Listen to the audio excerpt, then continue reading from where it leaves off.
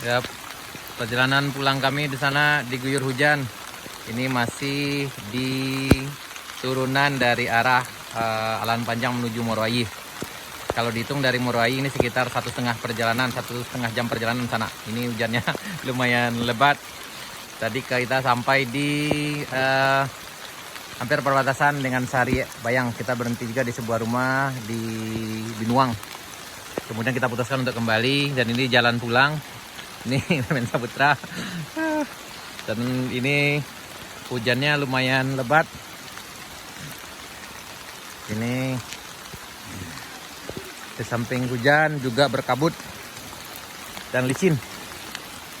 Nah, beginilah keadaan jalan baru Morowali Alan Panjang sana.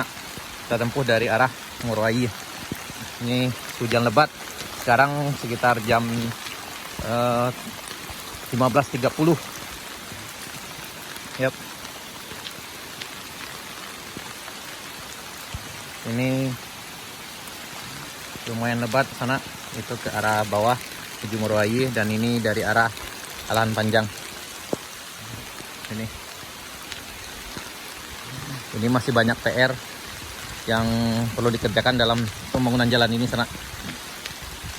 Karena ini kita lihat dari atas sana tanjakannya lumayan tinggi dan di sini bengkolnya lumayan dan di samping sini jurangnya juga lumayan sangat tinggi di sana. Ya, inilah keadaannya di sana. Ini.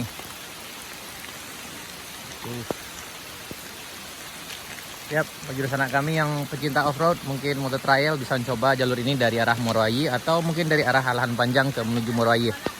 Tapi sangat ekstrem sekali dan harus ekstra hati-hati. Kalau bisa beberapa orang terdiri dari rombongan karena kita akan memasuki atau memang daerah ini berada di daerah hutan konservasi. Jadi perlu ekstra hati-hati juga. Oke, di sana kita lanjutkan perjalanan menuju Morowali.